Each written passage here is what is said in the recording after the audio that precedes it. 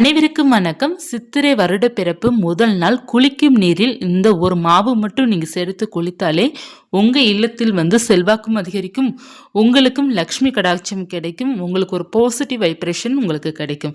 என்ன மாவு நம்ம சேர்க்க வேண்டும் அப்படிங்கிறத இந்த பதிவில் நம்ம பார்க்கலாம். சித்திரை கனி காணுதல் நம்ம காலை எழுந்த உடனே நம்ம பார்த்துடணும். அதாவது அதில் என்னென்ன பொருள் இருக்க வேண்டும் அப்படின்னா பழங்கள், பணம் மற்றும் நகை, ஏதாவது நம்ம ஒரு நகையை வைத்து அதை பார்த்தாலே நமக்கு போதும். ஒரு செல்வத்தை நம்ம ஈர்க்கிறதுக்காக இந்த செல்வம் உள்ள பொருள், மங்களகரமான பொருள் பார்ப்பது நமக்கு ரொம்ப நல்லது. மஞ்சள், உப்பு இந்த மாதிரி பார்ப்பது ரொம்ப நல்லது.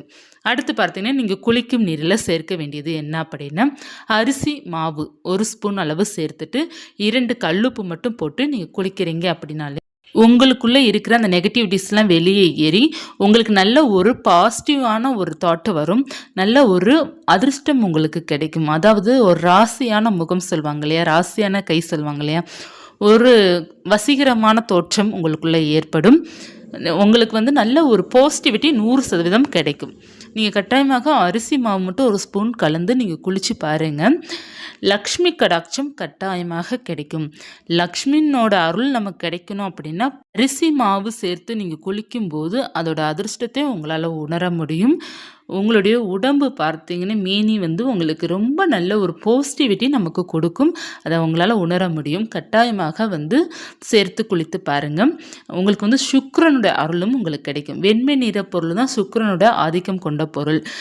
அரிசி மாவில் லக்ஷ்மியும் இருக்கிறாங்க, சுக்கிரனோட அருளும் இருக்கின்றது, சிவபெருமானோட அருளும் இருக்கின்றது. நமக்கு திங்கட்கிழமை சித்திரை வருட பிறப்பு இருப்பதனால சிவனுக்கு உரிய நாள். அதனால சிவபெருமானுடைய அருளும் உங்களுக்கு கிடைக்கும்.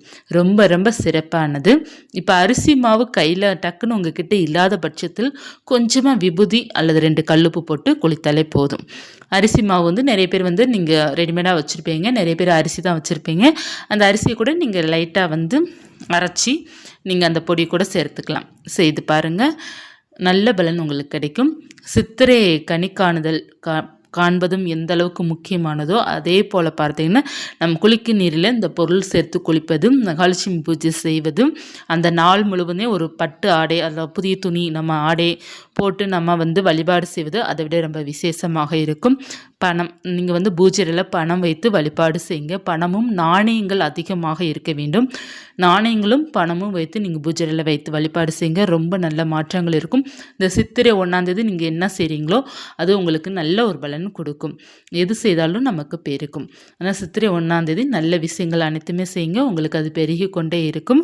பணம் சேவிங்ஸ் பண்ண ஆரம்பிங்க. இந்த நாளன்று உங்களுக்கு பெருகி கொண்டே இருக்கும்.